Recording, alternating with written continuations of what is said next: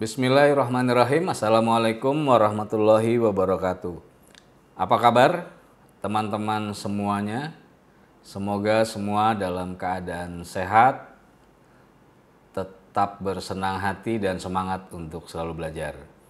Oke teman-teman, kali ini kita akan mencoba satu aplikasi namanya aplikasi kalkulator PPh pasal 21 yang digunakan untuk menghitung atas penghasilan karyawan tetap. Ya, jadi sementara kalkulator ini digunakan untuk karyawan tetap. Oke, di depan kita ini ada beranda. Jadi kalau teman-teman nanti di deskripsi nanti teman-teman bisa lihat ada linknya. Tinggal diklik aja, nanti akan tiba di halaman atau page beranda ini. Gitu ya, tampilannya seperti ini.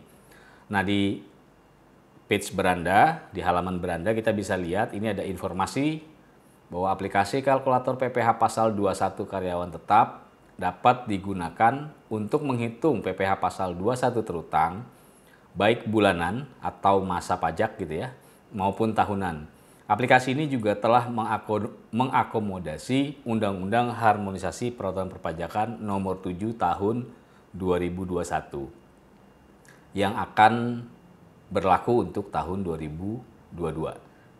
Oke, cara penggunaan aplikasi kalkulator PPh 21 pertama kita harus sign in dulu nanti, terus kemudian nanti mengupdate profile sebelum menggunakan aplikasi kalkulator PPh pasal 21 karyawan tetap.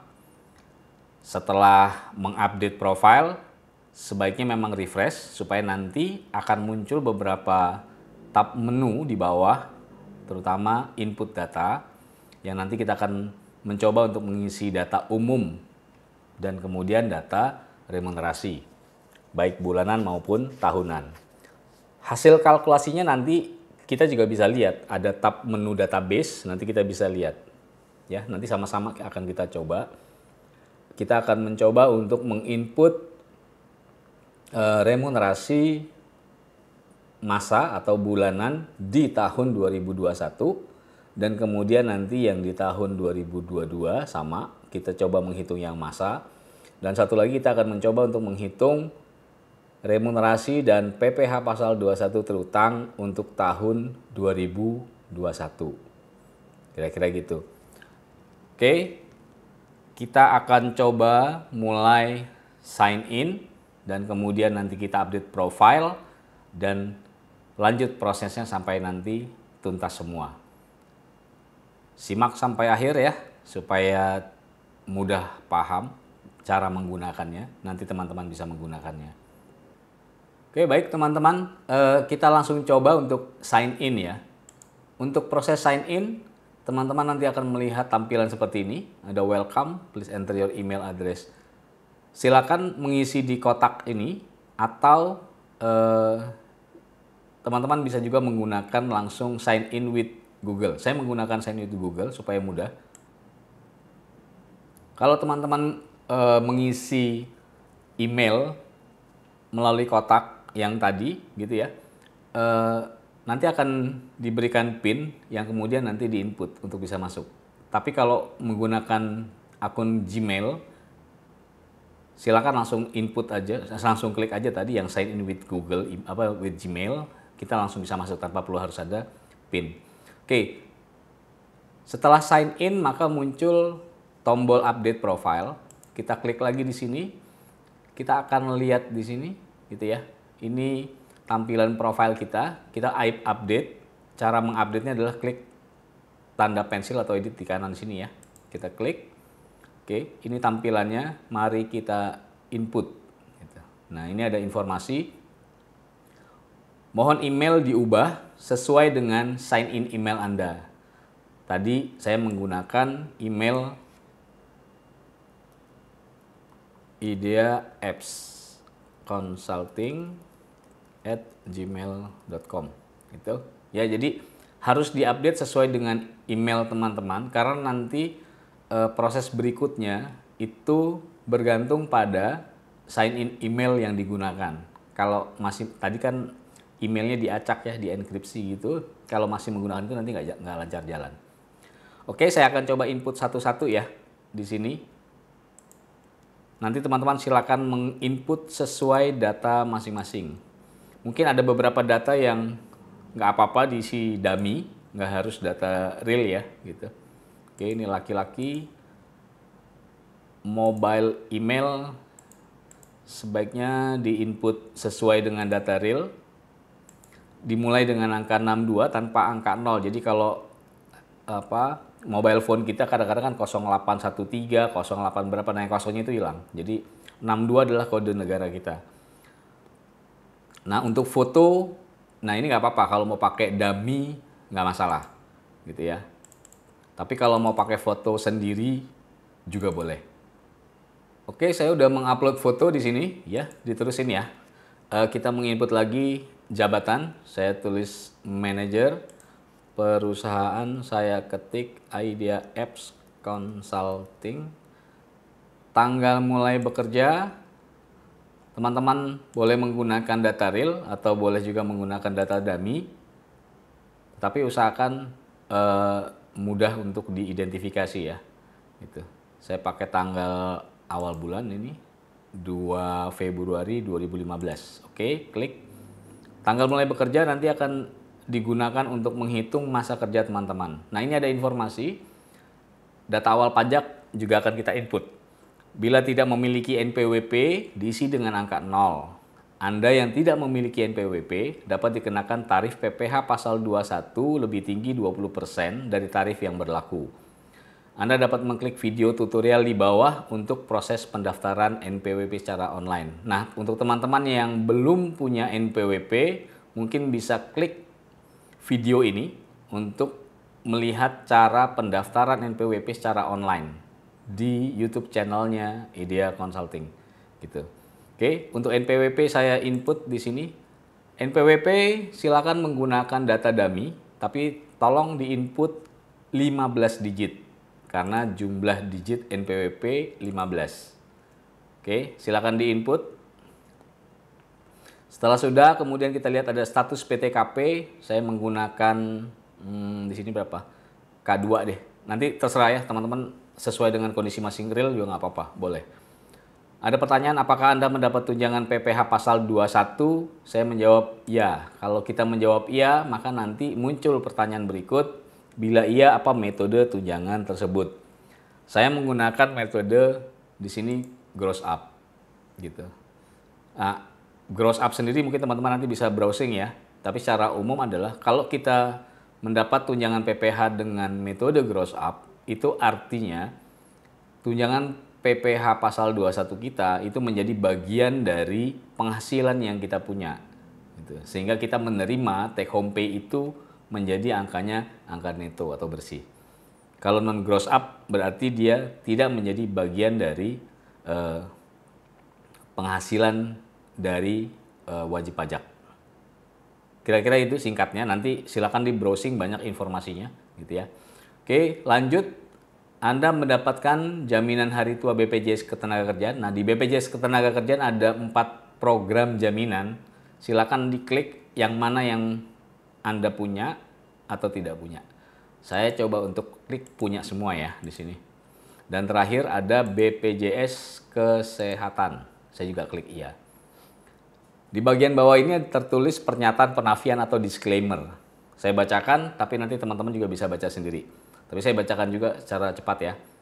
Pernyataan penafian atau disclaimer. Seluruh inputan data direkam dalam database aplikasi kalkulator PPh pasal 21 karyawan tetap.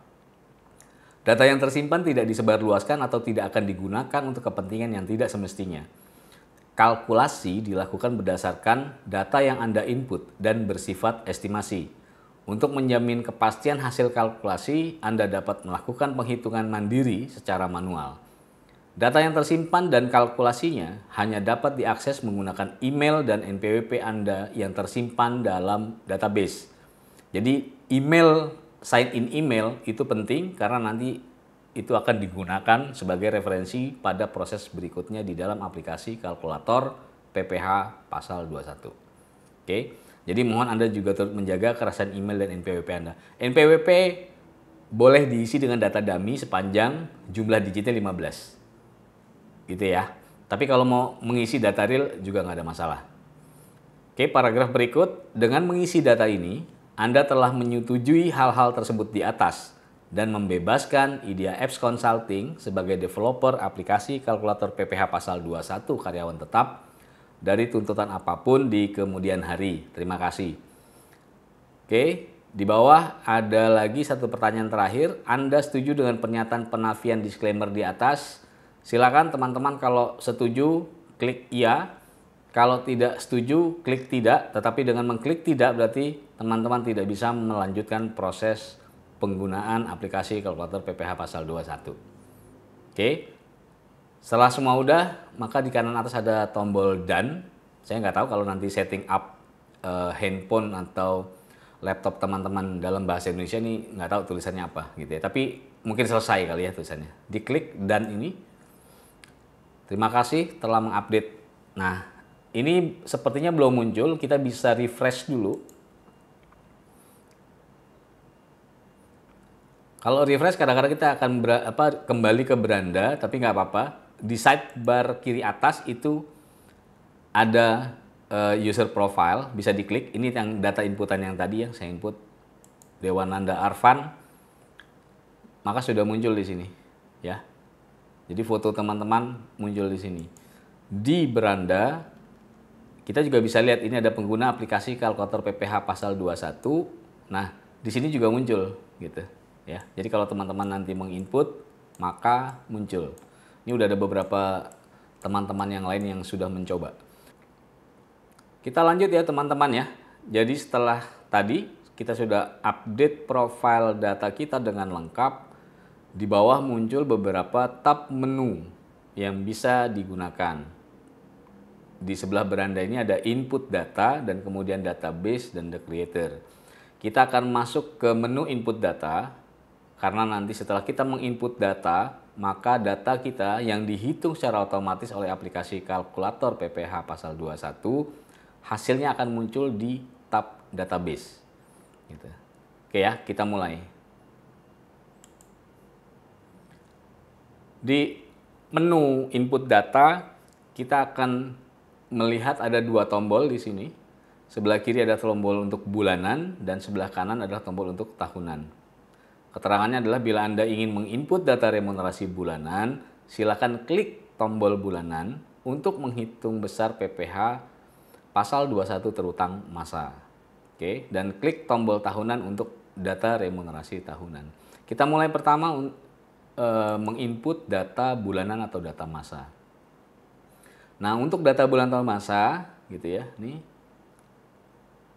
ada informasi tadi di depan juga udah sama ya. Jadi kalkulasi PPh pasal 21 untuk data remunerasi tahun 2022 telah disesuaikan dengan Undang-Undang tentang Harmonisasi Peraturan Perpajakan Nomor 7 Tahun 2021.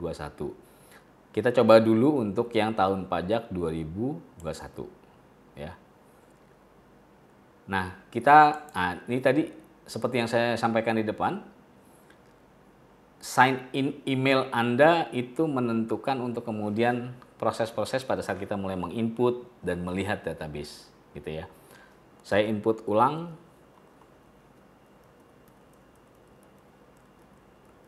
Jadi kita ketik email kita. Setelah itu kita pilih masa pajak bulannya. Saya pilih bulan Januari. Tuh, oke. Ini ada informasi untuk isian penghasilan diisi angka rupiah penuh tanpa titik atau koma. Bila tidak ada dapat ditulis 0. Ini ada beberapa items atau elemen dari penghasilan yang kita terima setiap bulan. Gitu. Oke, saya coba masukin angkanya ya. Jadi gaji pokok kita coba tulis misalnya 25 juta. Nggak usah pakai titik, nggak usah pakai koma ya. Gitu. Pastikan nolnya cukup. Ini ada 6 tuh, 4, 5, 6. Oke, 25 juta. Tunjangan jabatan mungkin kita bisa masukkan misalnya berapa? Kita masukkan saja input 7,5 juta, 23. Oke. Ada tunjangan keluarga Oke, misal ada tunjangan keluarga 4 juta, 2, 3, 4, 5, 6. Oke, tunjangan transportasi, mungkin diberikan tunjangan transportasi 1,5 juta, 2, 3, 4, 5. Komunikasi dapat nggak? Misalnya dapat komunikasi 750.000, tuh 2, 3. Ada tunjangan tetap lainnya, kalau tidak ada kita tulis saja 0. Karena ini untuk masa, bonus THR, kotaknya juga kita isi 0. Bentar gitu ya. Oke, di bawah ada informasi lagi. Mohon periksa ulang semua data yang telah Anda input. Bila telah yakin, Anda dapat mengklik submit atau kirim di kanan atas dan melihat estimasi hasil penghitungan PPh pasal 21 masa tersebut. Terima kasih. Oke, di sebelah kanan ada submit, kita klik. Prosesnya sedang berlangsung. Oke, kita sudah berpindah langsung secara otomatis ke tab menu database. Nah, di tab menu database ini data wajib pajak yang kita input ya. Dewananda Arfan, Manager, Media Consulting. Rincian hasil penghitungan untuk masa Januari 2021. Tadi kita udah input data-datanya di depan. Sekarang kita bisa lihat rinciannya. Besarannya kita udah tahu sekitar 13.106.968. Nah, rinciannya seperti ini. Jadi kalau teman-teman menginput NPWP dan segala macam, sini muncul. Ini masanya Januari 2021. Nah, data remunerasi yang tadi kita input di sini juga kelihatan. Pertama gaji pokok 25 juta gitu ya. Tunjangan jabatan, ada tunjangan keluarga, transportasi, komunikasi. Nah, untuk BPJS Ketenagakerjaan dan BPJS Kesehatan ini berdasarkan inputan klik teman-teman di awal. Pada saat teman-teman menginfo atau mengklik menerima BPJS yang ya itu, maka kemudian ini secara otomatis akan dihitung. Tarifnya sudah ditentukan oleh BPJS Ketenagakerjaan dan BPJS Kesehatan. Aplikasi ini langsung menghitung berapa besaran iuran yang dibayar oleh perusahaan dan berapa yang dibayar oleh karyawan. Oke, kita lanjut. Di bawah ini ada penghasilan bruto dan penghasilan neto. Penghasilan bruto kita sebut dengan istilah tax base karena ada beberapa tambahan penghasilan yang dihitung dalam konteks penghitungan PPh pasal 21. Nah, di sini kita tahu ada angkanya dapat sekitar 55.499.468. Nah, ini angka bulanan, penghasilan bruto bulanan. Kalau kita setahunkan atau kita kali 12 lah mudahnya gitu ya. Kita dapat angka 665.900 sekian. Nah, mungkin teman-teman udah pada tahu karena kondisi COVID ini memang ada insentif pajak yang diberikan oleh pemerintah. Kita mengenal istilahnya ditanggung pemerintah atau biasa disingkat dengan DTP. Besaran PKP dalam 1 tahun yang mendapatkan insentif atau fasilitas ditanggung pemerintah itu adalah bila besarannya 200 juta ke bawah. Nah, karena konteks sekarang si wajib pajak yang kita gunakan sebagai simulasi penghitungan ini menerima di atas 200 juta, maka kategori DTP-nya adalah non-DTP. Oke, berikutnya ada biaya jabatan. Ini dihitung untuk masa bulanan gitu. Setahun mungkin teman-teman udah tahu ya, kalau setahun sekitar 6 juta. Kemudian berapa biaya BPJS Ketenagakerjaan yang iurannya dibayar oleh karyawan, ini langsung dihitung ya. Dan kita tahu penghasilan neto dalam kurung tax base ini ada sekitar 54 juta sekian. Oke. Di bagian berikutnya kita akan lihat penghitungan untuk penghasilan kena pajak dan estimasi kalkulasi PPh pasal 21 terutangnya. Di awal kita udah input status PKP-nya adalah K2. Karena K2 maka kemudian besaran PTKP-nya adalah 5.625.000. Besaran PTKP tergantung dari status PTKP yang nanti teman-teman input. Dengan kondisi real nggak apa-apa, jadi supaya bisa juga menghitung berapa sih realnya teman-teman punya atau dikenakan PPh pasal 21 terutang.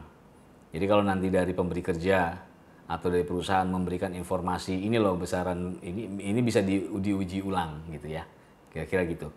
Oke, kemudian kita tahu penghasilan kena pajak menjadi 61 jutaan.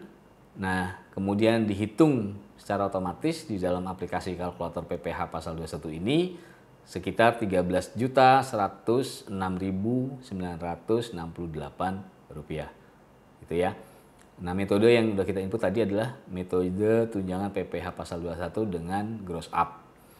Itu tergantung lagi kalau teman-teman ngitungnya dengan mengklik non gross up atau bahkan mengklik tidak menerima tunjangan PPh pasal 21, ya ini berpengaruh informasi datanya.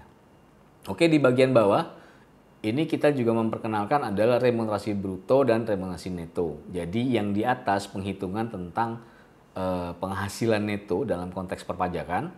Sementara yang di bawah ini adalah kita mengenalnya dengan istilah take home pay. Jadi teman-teman bisa tahu berapa sih sebenarnya take home pay yang diterima di setiap bulan. Karena penghitungannya menjadi sedikit berbeda. Nah, di bawah ini kita bisa tahu bahwa berapa total remunerasi bruto 57.514.468. Kemudian berapa BPJS yang dibayar oleh karyawan iurannya. Ada BPJS Ketenagakerjaan, BPJS Kesehatan. Salah satu faktor pengurang lainnya adalah estimasi PPh pasal 21 terutang, yaitu 11-13 jutaan tadi. Sehingga total remunerasi bruto adalah 43.245.000. Inilah besaran nilai yang menjadi take home pay atau remunerasi yang teman-teman bawa pulang. Oke, ini proses penghitungan untuk remunerasi dan PPh pasal 21 masa di tahun 2021. Kita lanjut ke masa 2000. Kita lanjut ya, untuk menginput data bulanan atau masa pajak sekarang kita menggunakan yang tahun 2022. Ini dengan update ketentuan perpajakan yang ditetapkan oleh Undang-Undang HPP ya. Kita menggunakan data yang sama supaya nanti kita bisa lihat komparasinya antara masa 2021 dengan masa 2022 karena efek perubahan peraturan perpajakan yang dilakukan oleh Undang-Undang HPP. Oke, kita sama-sama. Oke, seperti tadi kita juga menginput ulang. Jadi setiap kita menginput data maka kita akan melakukan input email, sign in email kita. Jadi tolong menggunakan sign in email yang aktif supaya nanti kalau teman-teman juga mau mendapatkan hasil penghitungannya bisa dengan mudah dikirim nantinya. Oke, kita coba isi sekarang pakai Januari. Ini sekarang udah pakai tahun 2022 sama dengan yang tadi. Untuk memudahkan komparasi kita akan menginput data yang sama.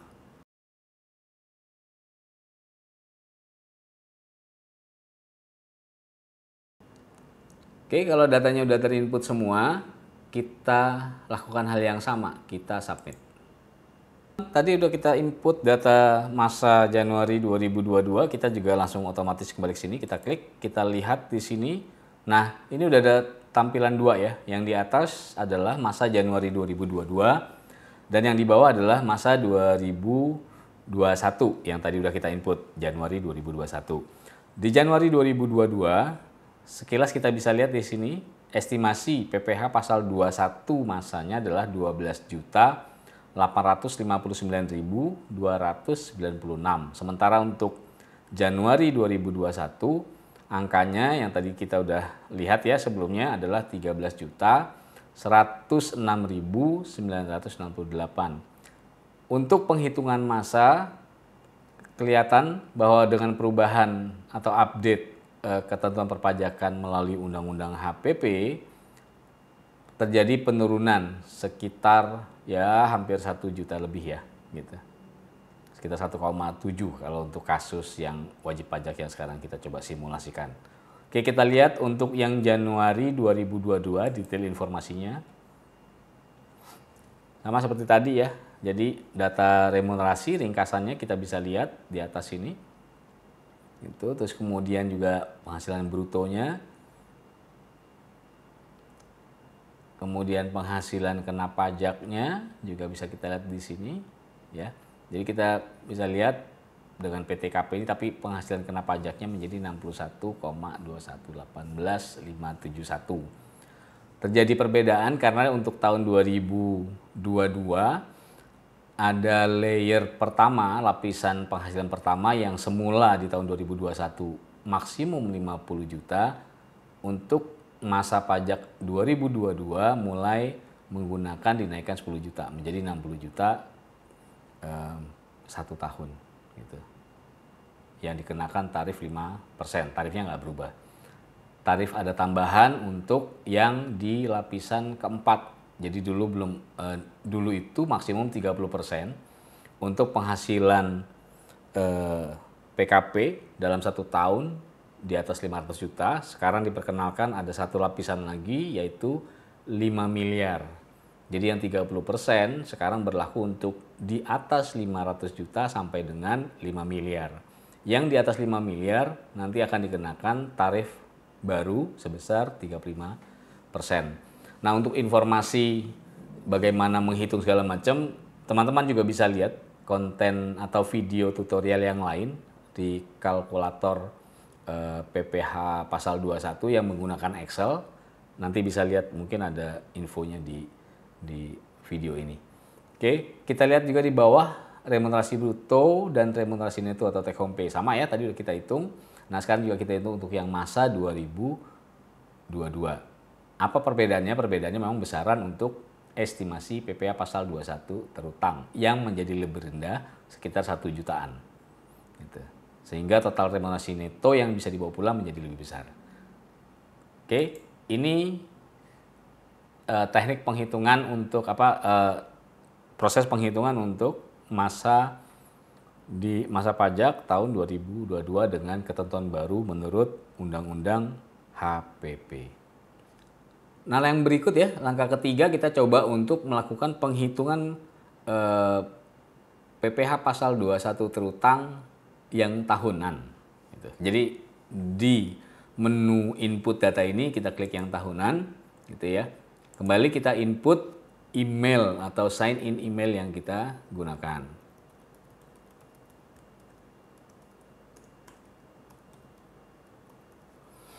Oke, untuk tahunan kita di dalam aplikasi ini memang menyediakan hanya untuk tahun pajak 2021 ya. Jadi dalam waktu kita kan punya kesempatan sampai akhir 31 Maret 2022 untuk menyampaikan laporan SPT PPh pasal 21 tahun 2021. Nah, mungkin kalkulator ini nanti bisa teman-teman gunakan sebagai alat pembanding kalau nanti membuat laporan perpajakan. Kira-kira gitu. Ya, kita masih menggunakan wajib pajak yang sama di sini, sehingga data remunerasi yang tadi kita input sebelumnya untuk masa 2021 dan 2022 kita gunakan juga untuk menginput di untuk di tahunan 2021. Kalau sebelumnya kita menggunakan angka-angka penghasilan dalam konteks masa atau bulanan, maka di penghitungan kali ini angka-angka itu kita akan kali 12. Ya, kita asumsikan saja penerimaan dari Januari sampai dengan Desember itu relatif sama. Mungkin nanti yang akan berbeda adalah di kolom bonus atau THR. Setidaknya minimal menerima 1 kali gaji pokok. Oke, teman-teman, kita mulai untuk menginput datanya.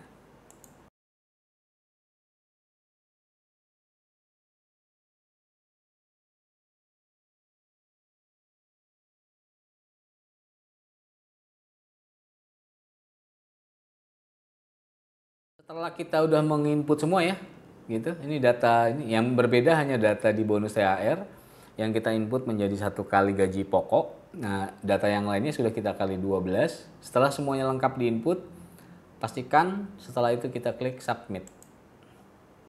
Nah, setelah kita nginput data remunerasi tahunan tadi, kita sama ya, kita balik lagi ke sini, kita klik aja.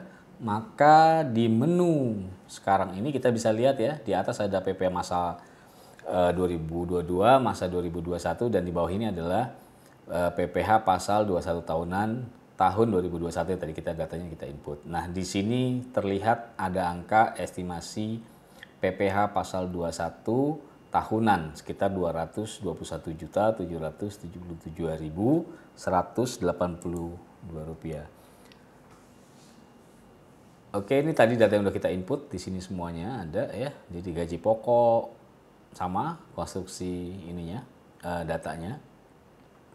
Mungkin yang perlu dijelaskan ke teman-teman ini tambahannya adalah di bagian penghasilan kena pajak dan estimasi kalkulasi PPh pasal 21 terutang ya.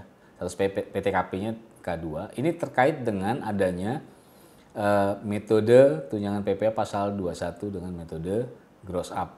Dengan melakukan gross up, maka kita bisa lihat ya, besaran penghasilan netonya di sini 740 juta. Kemudian dikurangi oleh PTKP 5,6, tetapi penghasilan kena pajaknya menjadi 956 juta. Ini karena proses gross up gitu. Jadi kalau kita biasanya mengurangi penghasilan neto dengan PTKP, ini kelihatan angkanya kok jadi nggak imbang ya, itu karena metode gross up. Bagaimana penjelasan tentang gross up atau non gross up? Teman-teman juga bisa cek ulang lagi di video yang lain di kalkulator PPh pasal 21 yang menggunakan Excel. Di sana dijelaskan tentang penggunaan metode gross up dan non gross up. Oke, kira-kira gitu ya. Ini sama sampai bawah. Jadi masa 2021, masa 2022 dan yang penghitungan pajak PPh pasal 21 tahunan relatif konstruksi data dan cara menghitungnya mirip. Gitu. Oke, terima kasih. Ini semuanya sudah kita bahas ya dari macam-macam. Kalau misalnya teman-teman perlu melakukan modifikasi terhadap aplikasi kalkulator PPh pasal 21 untuk di masing-masing perusahaan, silakan aja. Ini ada tombol untuk customize app request gitu ya. Diisi aja form ini secara lengkap gitu. Kemudian nanti di submit. Mudah-mudahan kita bisa diskusi lebih lanjut untuk menyesuaikan dengan kondisi masing-masing perusahaan tempat teman-teman bekerja. Terima kasih sudah menyimak sampai selesai. Tetap semangat belajar. Kita ketemu lagi untuk konten-konten berikutnya. Assalamualaikum warahmatullahi wabarakatuh.